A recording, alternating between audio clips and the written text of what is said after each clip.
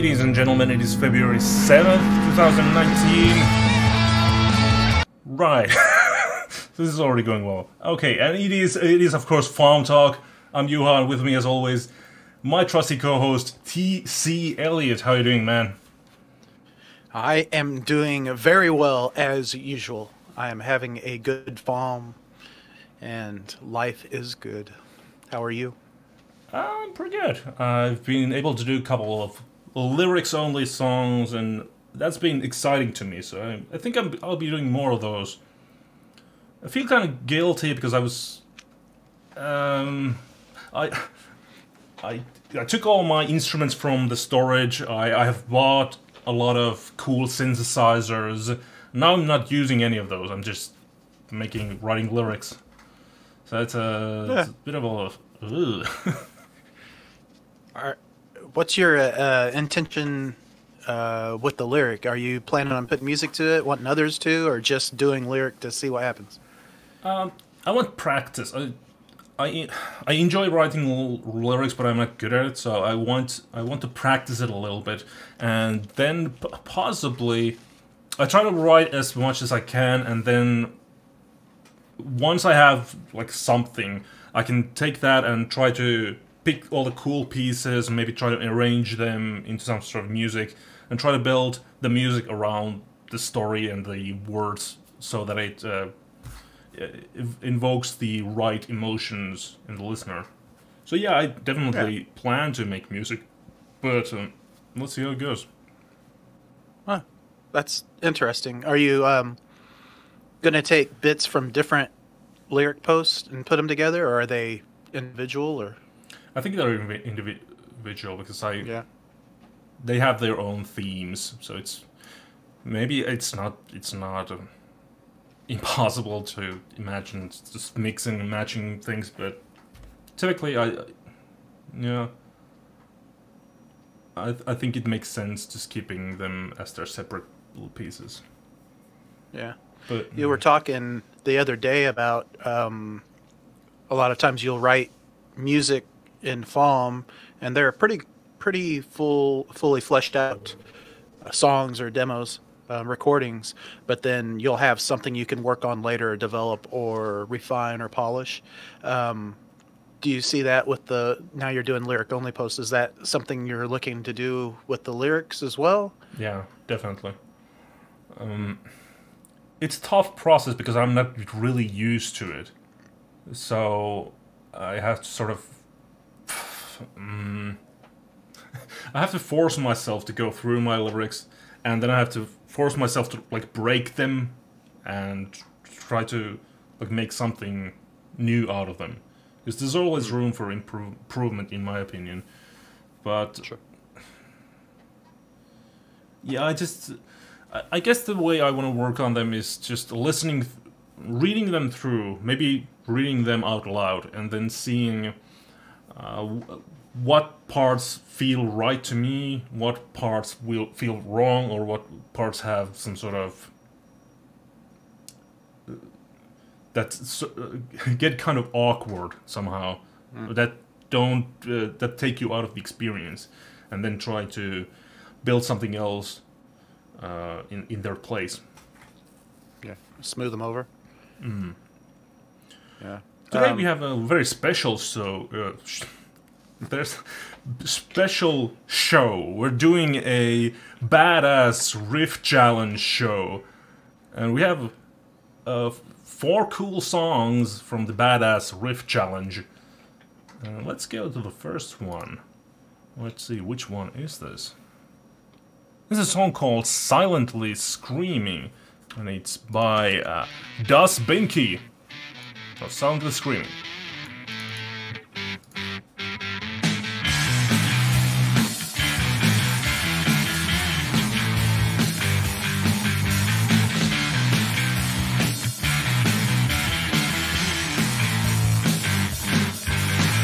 Stretched out, propped up, highly sedated. No one will tell me where I am. Spoken down to, patronized, but they argue over plans. Silently screaming. No one here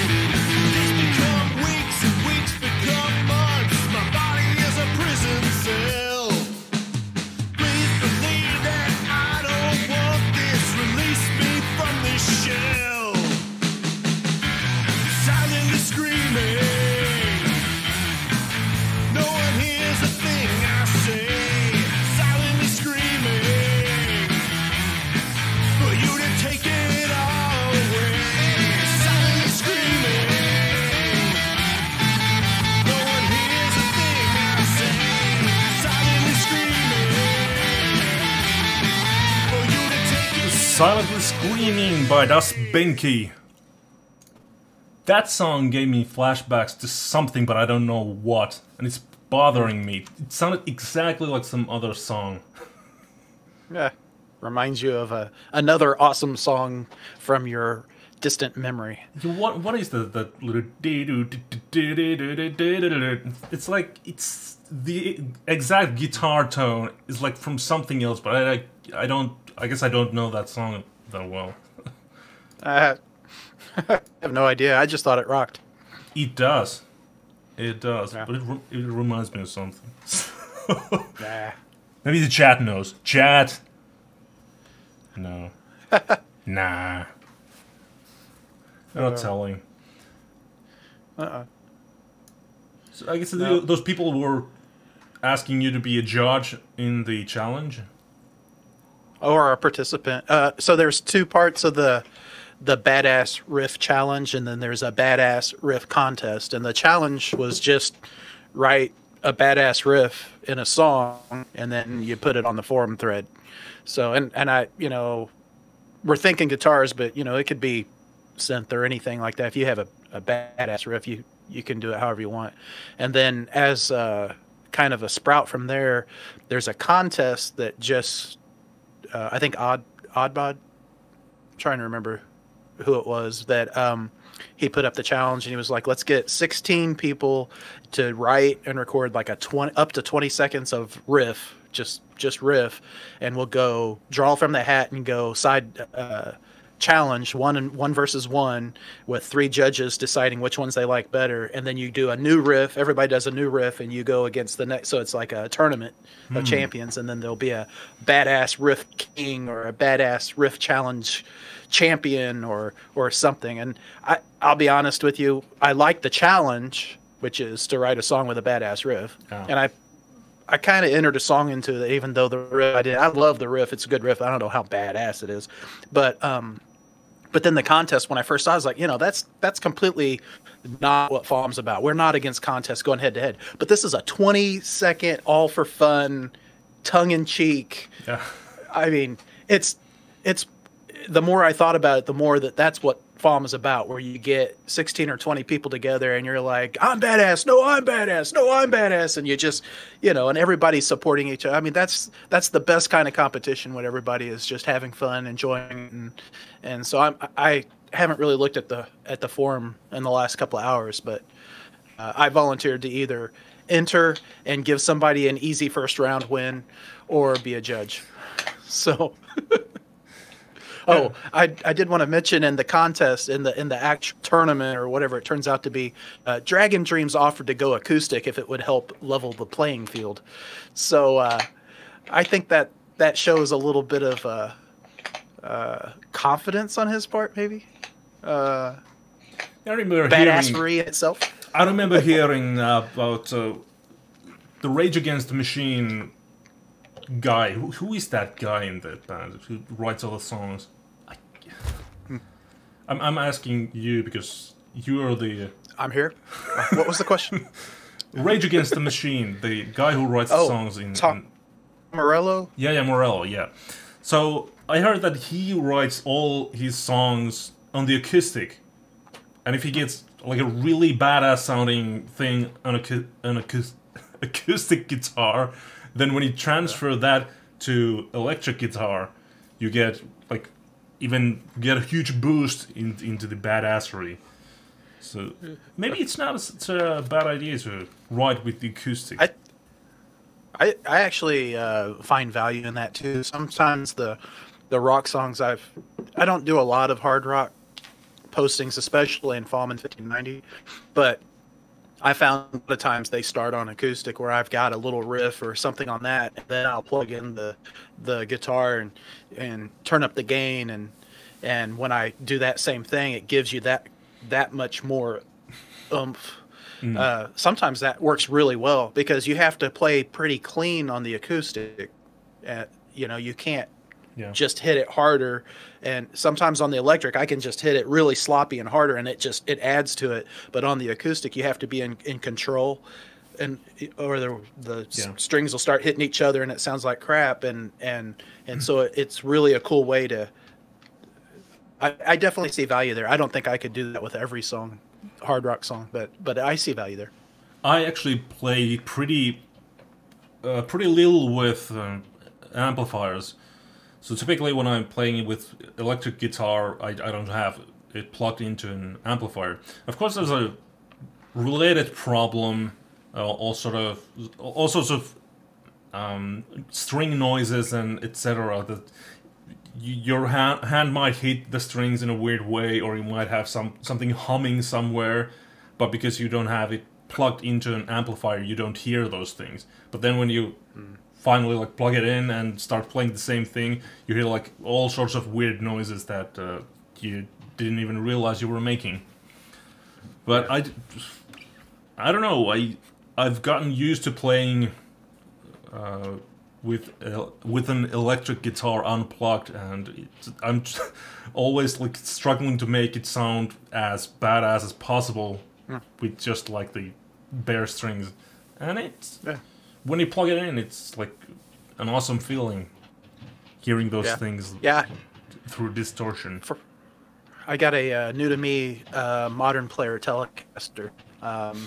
It's a humbucker and 2 single coils in it, and I've for the first 2 weeks I had it, I played it more unplugged than I did plugged in, and it's an excellent guitar. It's better than I thought it was. It's a very, very good guitar. My wife bought it for me, so I'm blessed that way. But I also bought a little. Oh, it's right here. I bought a little Honeytone desk amp, and it sounds like crap, and it's wonderful. It's just so. I mean, it's so cheaply put together, but it's kind of cool to plug into that and just play with it. You know, it's really kind of a cool little way to get some sound out of it, and it's really sloppy and everything. And if you can get that to sound clean, then when I go and actually run through my effects and get a good tone through it, I'm playing cleaner from it. So it's kind of a backwards tool in a way. But yeah, I struggle with technique. I don't practice playing guitar. I just write songs on it. So the only practice I get is when I'm coming up with something new, which is a very bad habit to be in. I've been in for like 10 years, but yeah, so very little practice on that instrument. No, it's kind of strange. I don't use much effects on guitar.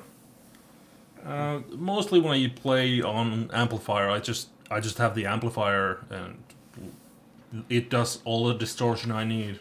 And when I plug in, when I'm playing in the box, when I use an amplifier a model, then I typically also have some sort of stump box to add a little bit of that distortion, because then you tend to get a little bit more smoother sound for the guitar for the lead parts. I never use those stump box. Well, do I?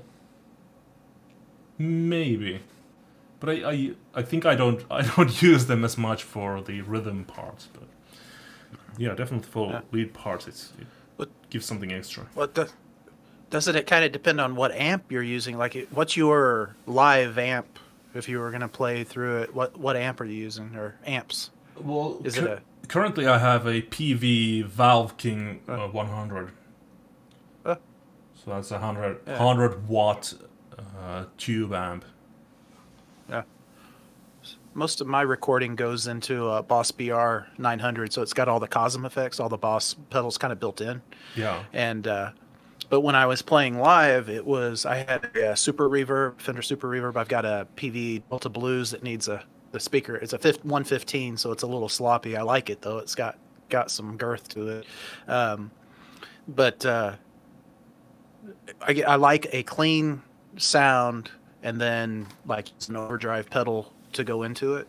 And I like to have a wah, even though I don't use them very much, but that time you need it, if you don't have it, you're just stuck. And then a tuner pedal, and that's about it.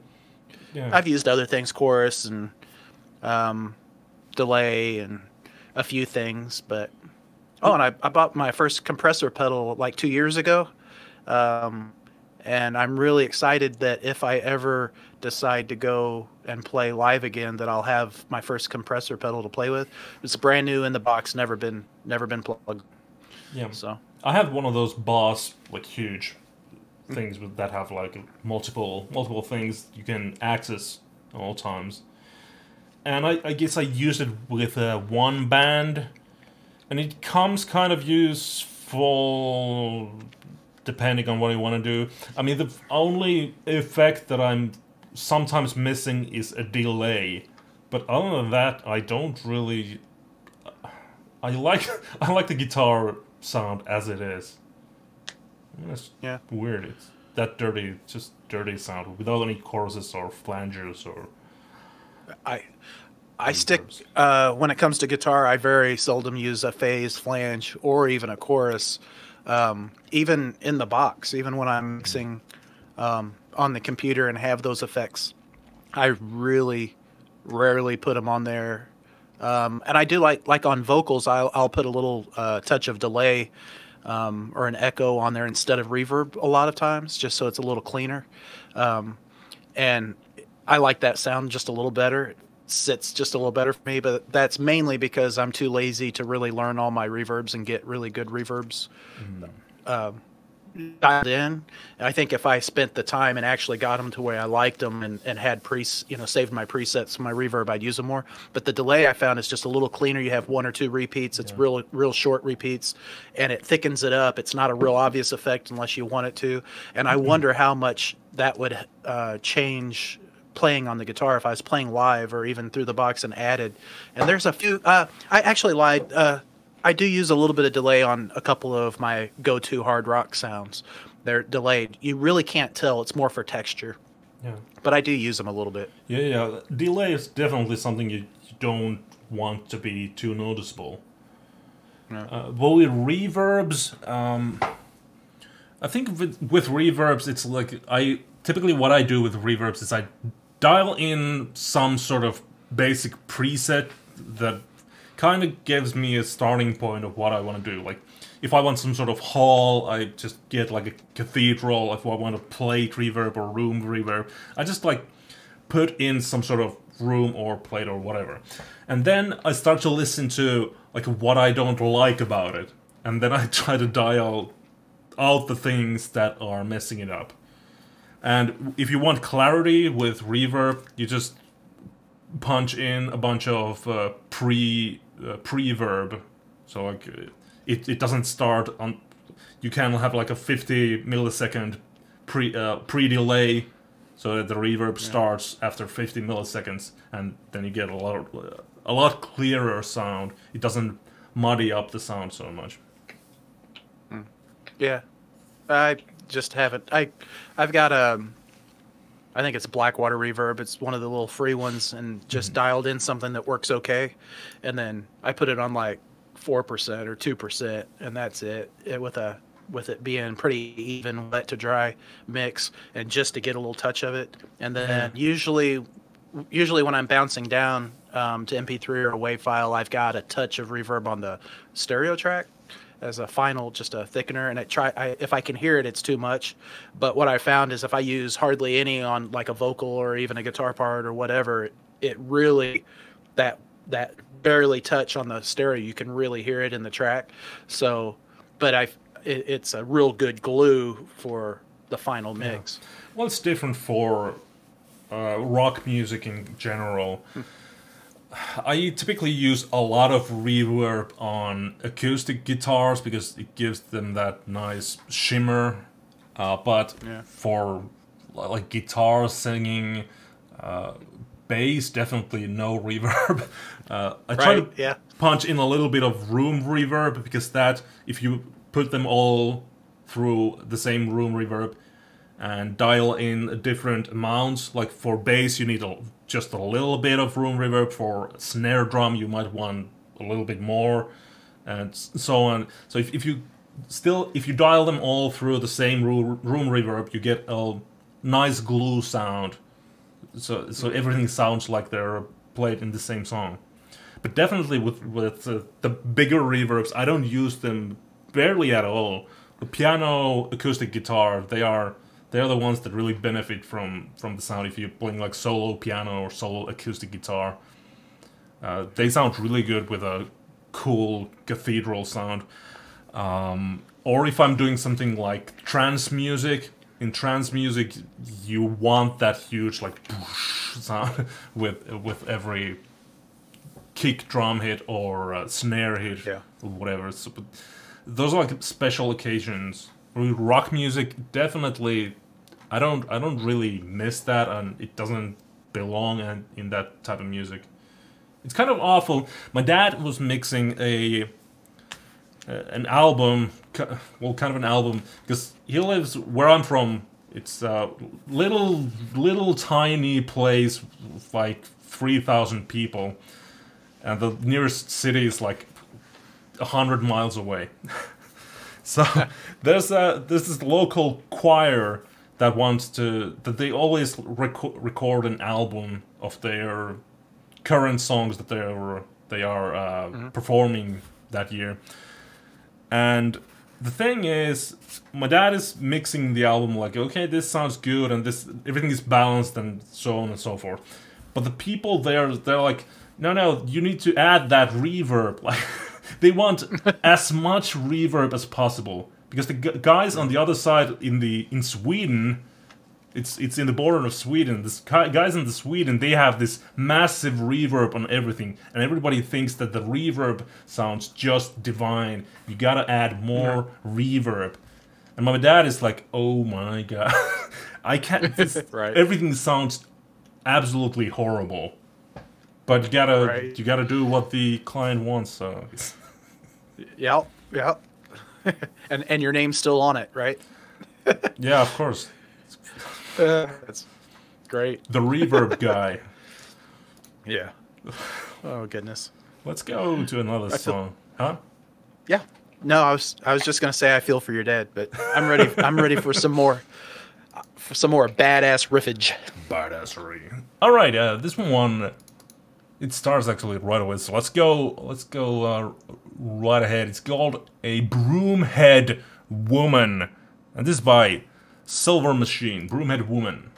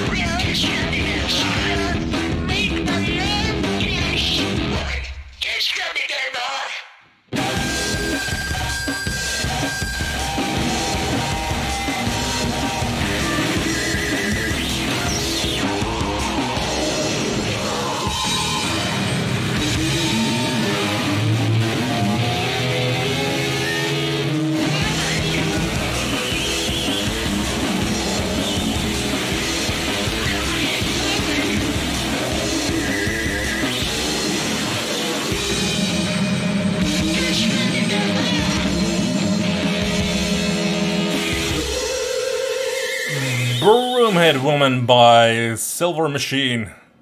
TZ's having some sort of acrobatics performed there. I don't know what that was. I have no idea. Maybe a flying saucer is like something passing by. Yeah, could have. I have no idea. All right. Well, hopefully it doesn't come back. But that was very, very distinct sound in that song. Yeah. That was. There's no doubt about it. That was badass. Yeah. It's kind of screechy. Yeah. The vocals were They were energetic. Yeah, well, once the song gets going, it's like, ooh, this is something else. Yeah, it's a pretty cool lyric too. It's kind of a little odd, but that's pretty cool. I encourage everybody to go check it out. That's pretty cool lyric. Yeah, that's one of those lyrics you kind of have to check out yourself. I couldn't Or listen to it a bunch and figure it out. That worked too. I mean, I got the broomhead woman part, but the rest of it was sort of. I don't know. Was it about lottery? No, Cats? I think it was a love song. No, I didn't get that at all. Lost. I could be wrong. I'm not the expert on the show. I'm just here to fill in the other squares, so you're not sitting here by yourself. We really should get experts. Like, just hire, get the sponsors and hire some experts. Well, yeah, we just line up them sponsors to get us experts. Yeah. So who would you like if you could have any expert in the world? Who would you get to the show? Expert? Yeah, just an expert. Oh. I'd probably pick. I have no idea. I hadn't thought about it. I'd probably pick an expert, somebody very knowledgeable in their field. Something really specific. Yeah, Knows a lot about gilded blocks. I was thinking motorcycle repair. I need to learn more about my motorcycle. That'd be a good expert. I don't know who that would be. Yeah, but it gotta be somehow music songwriting related, right? Oh, you didn't say music related. No, I mean, the sound of a good motorcycle is music to my ears. All right, fair enough. You can have your motorcycle expert. Just I don't know. That's an interesting question though. When you talk about music, it's like who would you like what artist would you like to interview or talk to or rack their brains, or what producer or what engineer? And there's tons of them out there that are like we were talking about it in the Slack chat. I was on a Max Martin kick for a couple of probably a week or week and a half, and I was watching every interview I could find, which is like 3 or 4. yeah.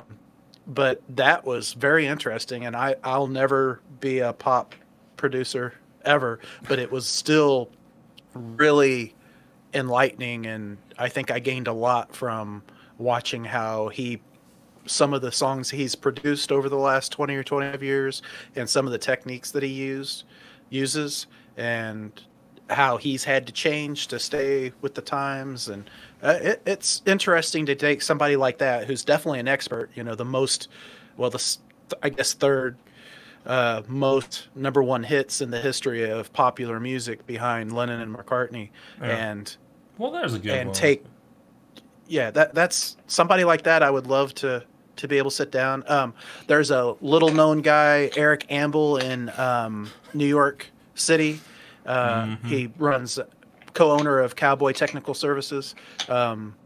I've met him, talked to him. He's a great guy. He was the one-time guitarist for Black Joan Jett and the Blackhearts. Played the signature riff on "I Love Rock and Roll." How about on the like recording. Paul McCartney? So that would be like a songwriter. Oh yeah, probably way out of my league. But I don't know if we're gonna get Sir Paul on the FAWMtalk show. Yeah, he'll do. But yeah, that's a good. I mean, he's got nothing else going on. You've got. Yeah, right. I mean, just the history of music and how things have changed, much less music production or songwriting. I'll do your show. Right. How about you? Yeah, is there anybody other than Sir Paul? Sir Paul.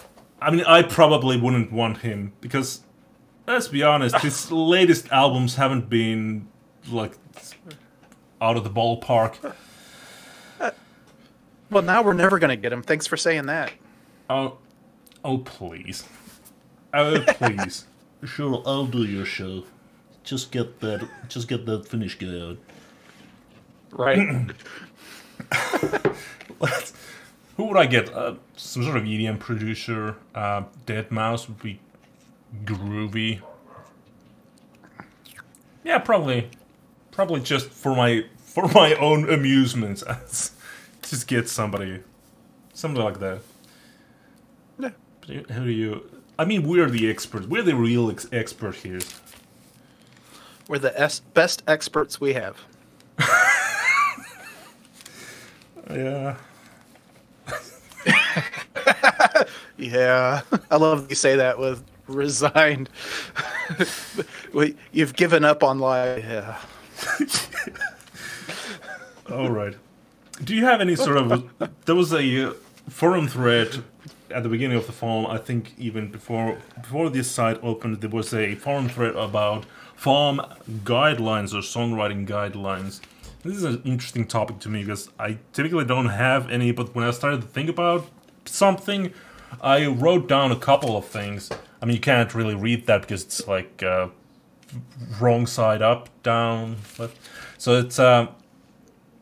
one thing I wanted to do is, when I wasn't just running the lyrics, I wanted to like start music with just melody and a line of lyrics, because that typically gives me the best result. And I typically like the songs where I start with something like, I have a line of lyrics, something like, let's build a car together. And then you start thinking about, well, let's build a car together, and let's build it. And you get some sort of groove. You get into the melody. Let's build a car together, and then you start building the song. When you got that in your head, you got that stuck in your head, and you're grooving to that line, you can easily build a song around that. So that was like one thing I wanted to really do.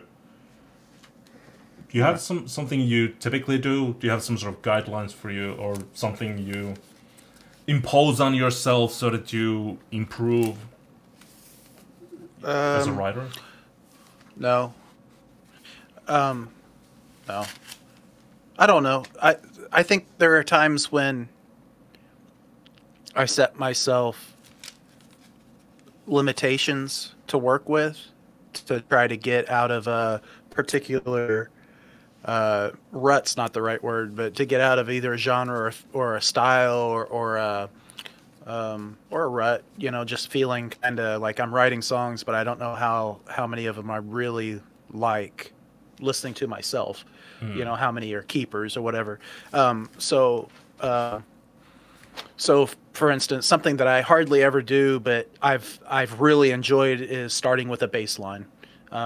If I get really stuck and I don't know what to do, I'll grab the bass and start playing around with that. And then it usually ends up, that gives me the idea, and then I'll switch to guitar and write the song, but it started with the bass. And sometimes that's just one little chord progression, one section, a verse or a chorus or even just an intro. Sometimes that's going through and getting something that's more or less a song structured, but just starting with an instrument that I'm not proficient on. I play it regularly, but I play it like a guitar player. I'm not a bass player. So it's just, root note on the one and hopefully something more than that just to fill out. So some sort of limitation. It was actually linked in the forum. Somebody was talking about challenges and that sort of thing.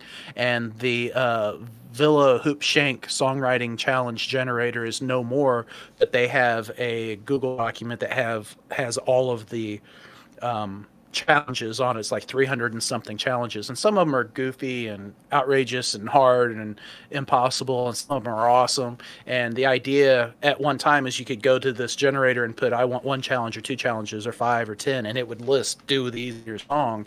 It actually reminded me a lot of your Bard cards, but more with just challenges, and they could be off the wall things. The idea was, if you have a blank page and a pen and everything's open, it's hard to come up with good. But if you have limitations, that's where creativity is.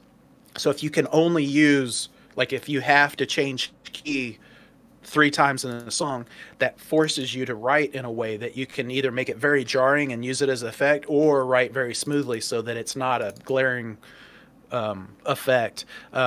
so those limitations is how you're creative, how you solve a problem, or how you get something out of very little. And I've always thought that the best songwriting for myself was when I created some sort of artificial limitation and went with it.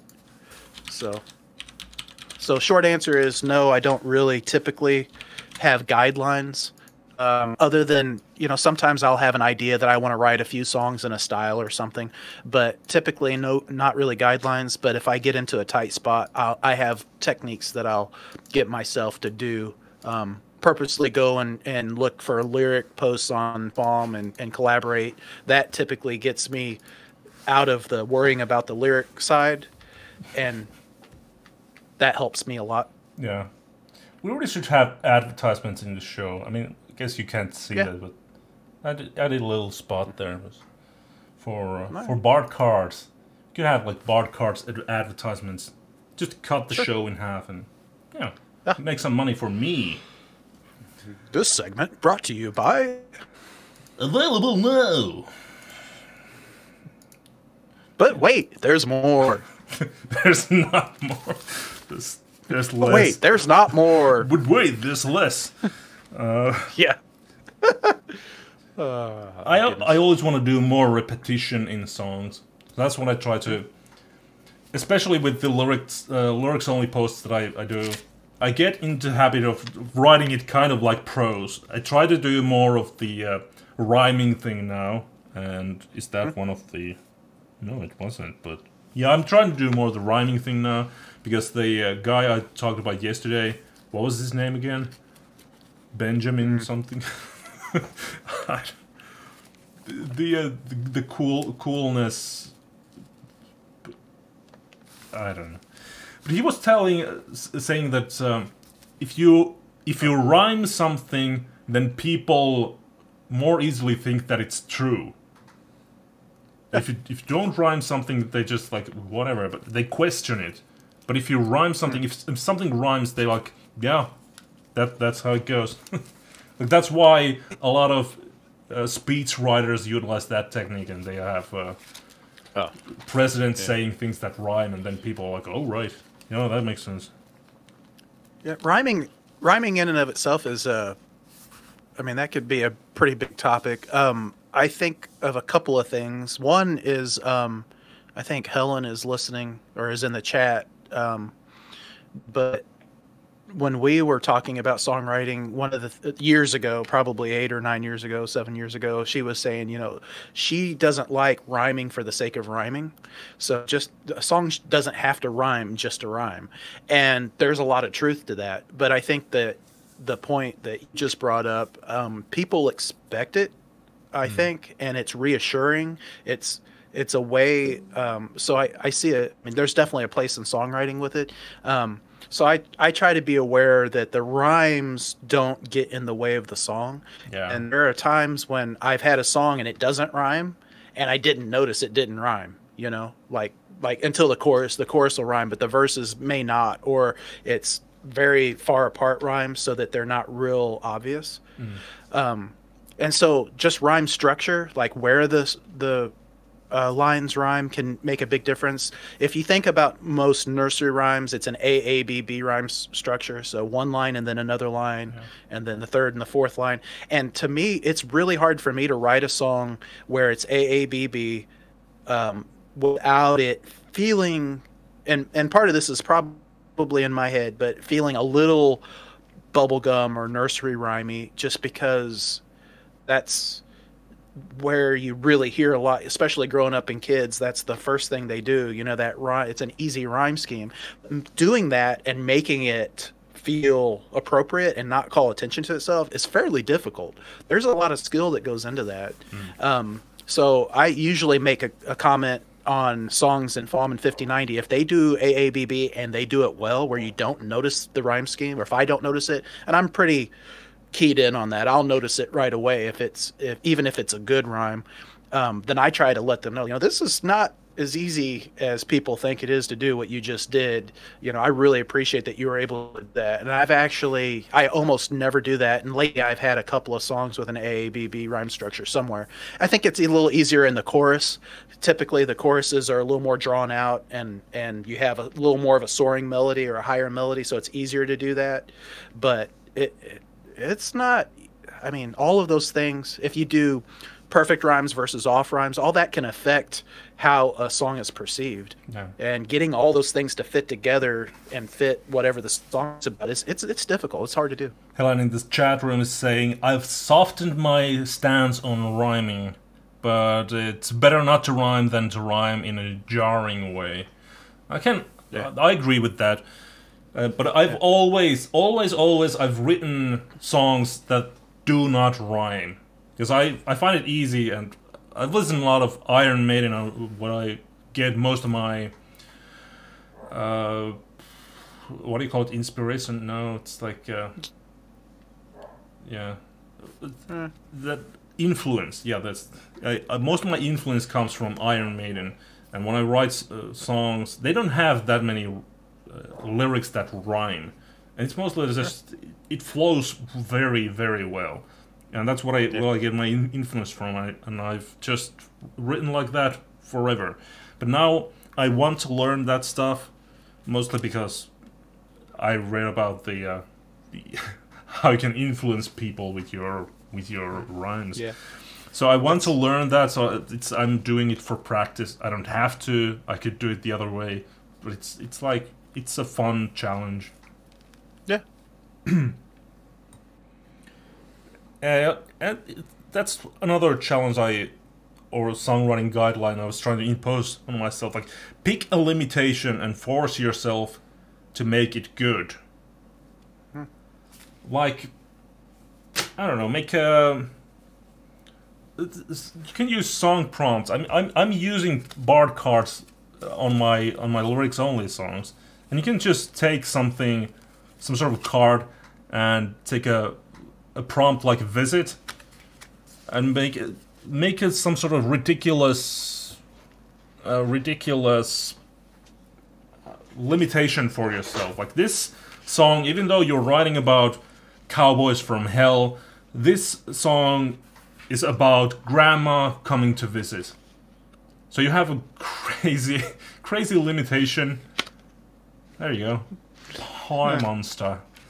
Pie monster. So you have a crazy limitation, and then you force yourself to make it good, make it fit. Okay, grandma's coming to visit. How can we make this somehow really interesting? And I think if you do it well, if you pull it off, that's the key thing. If you pull it off and make it really cool, make it really good, then people are going to remember it, because it's something different.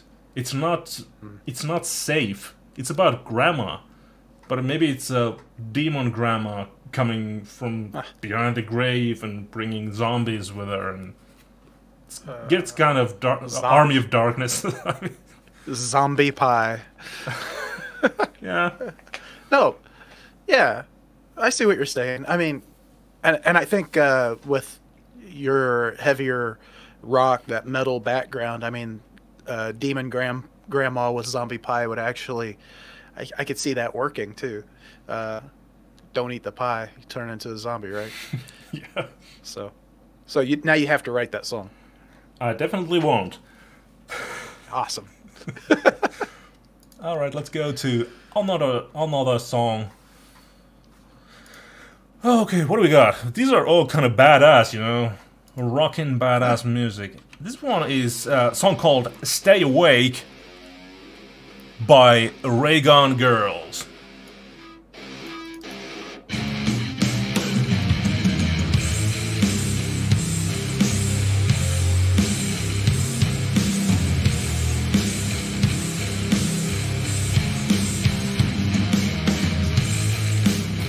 And every night I think I'm sleeping, flying further into my disparity.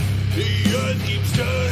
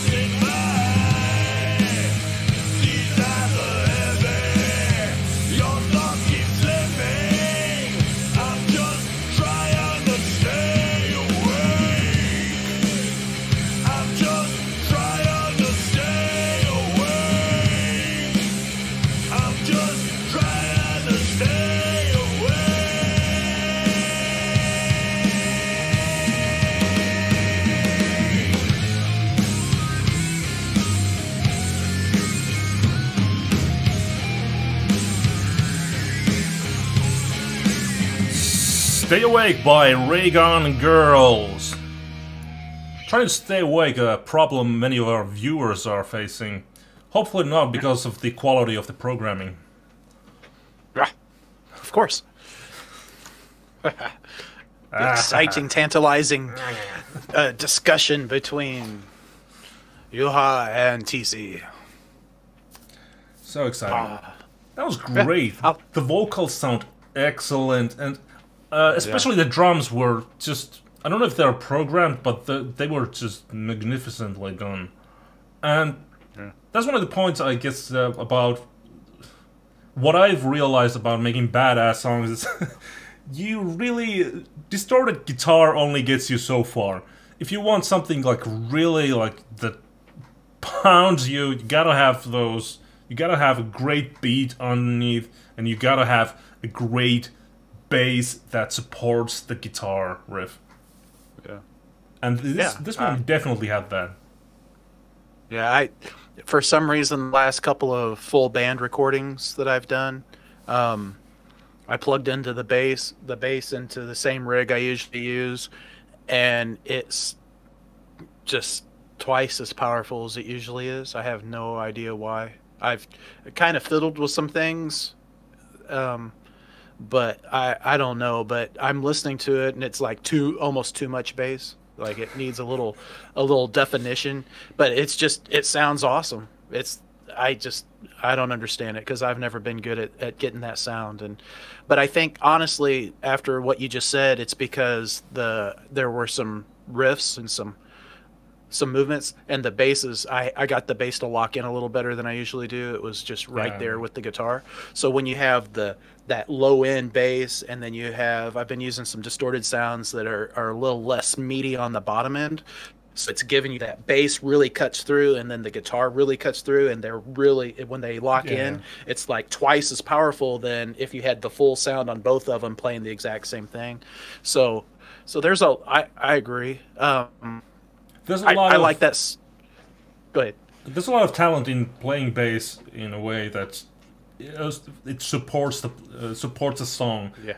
And great bass players, they typically can do, like, they don't do full notes like do do do. They do like do do do do. Like there's a little bit of it's a little bit of a pause like at the end of syncopation or well, that too, but there are pauses between the notes, so you get like a do do do. It's not constantly like a do do do.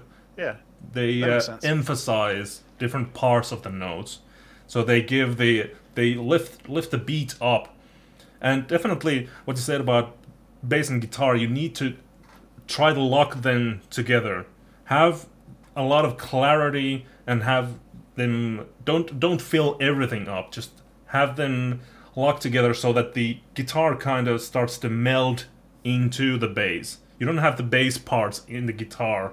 You cut them out, but you have the bass plays those parts, and then have the guitar kind of meld into the bass tone. And definitely with bass, you also need distortion to get that really meaty sound for the bass guitar. That's what I've noticed. Yeah, distortion's a trick you can use even on a vocal. On lots of things to get to cut through, especially if it's like getting lost in a mix, but your volume is your levels are pretty good, but you just can't get to cut through. And it doesn't take much, and even on the bass guitar, just a very, very small amount will add definition to that bass, so that you can hear, especially on the attack, to where you can really hear it.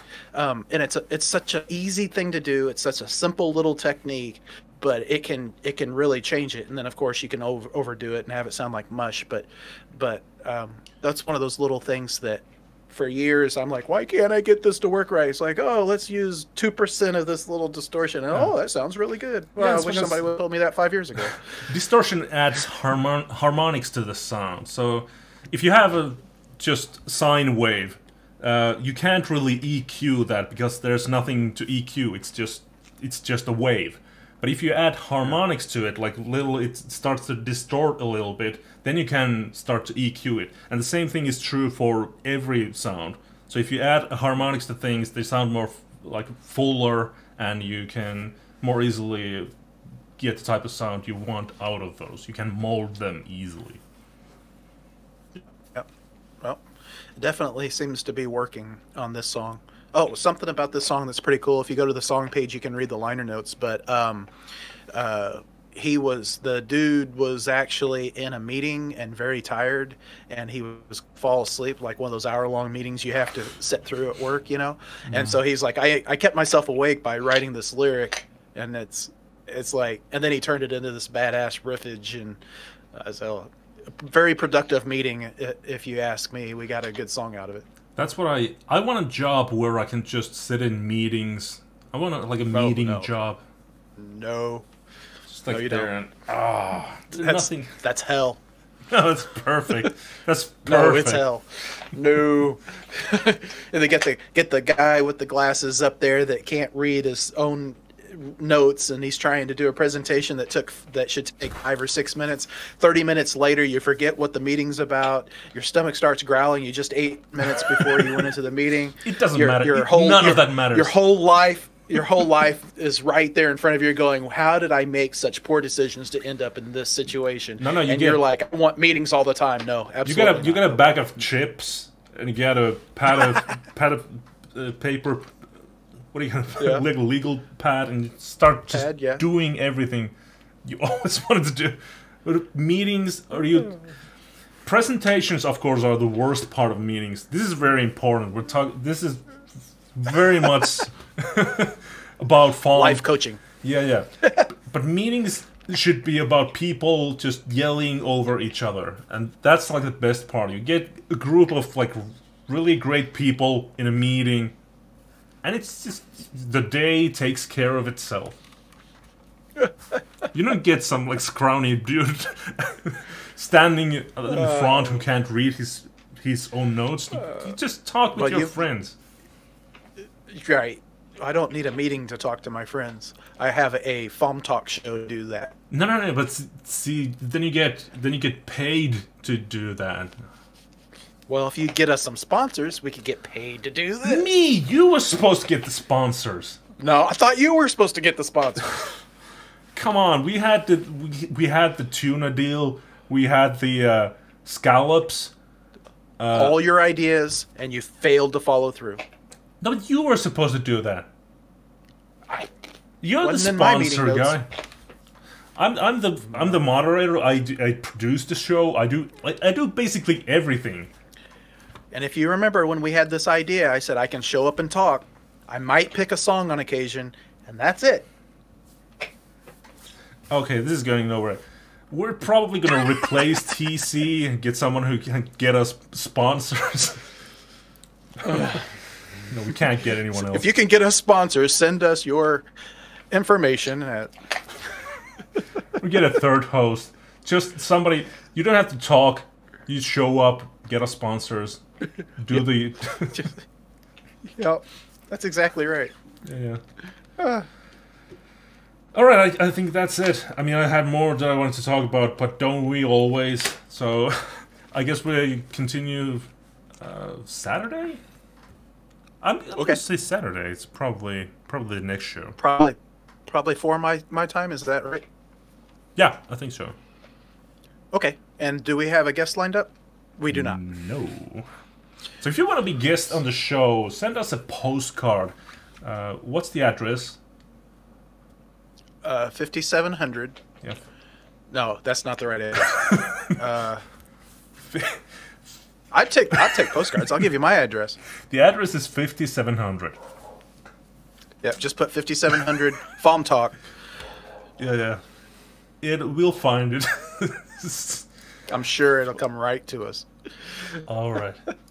For our last trick, we got a cool song here called, I think this one is the Great Filter. Yeah. And this one is by, why is this so hard? The Great Filter by Radio Over Moscow. That's right. There we go. Last song. And thank you everyone for listening to FAWMtalk, and we'll catch you Saturday. Yep. See you then.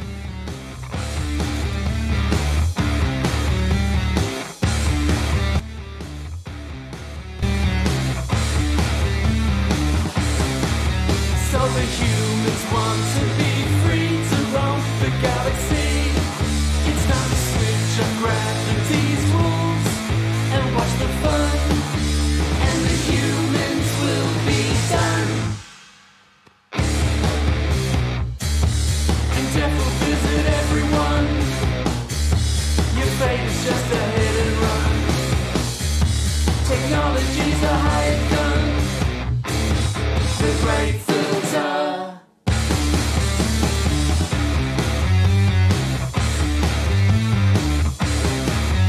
If they teach AI to be nice, they won't get anywhere. You've got to be mean to be nice, or you're nowhere. And the robots will have won the great filter's metric ton.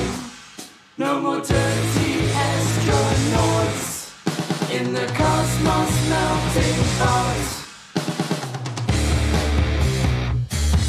And death will visit everyone. Your fate is just a hit and run. Technology's a hired gun. The great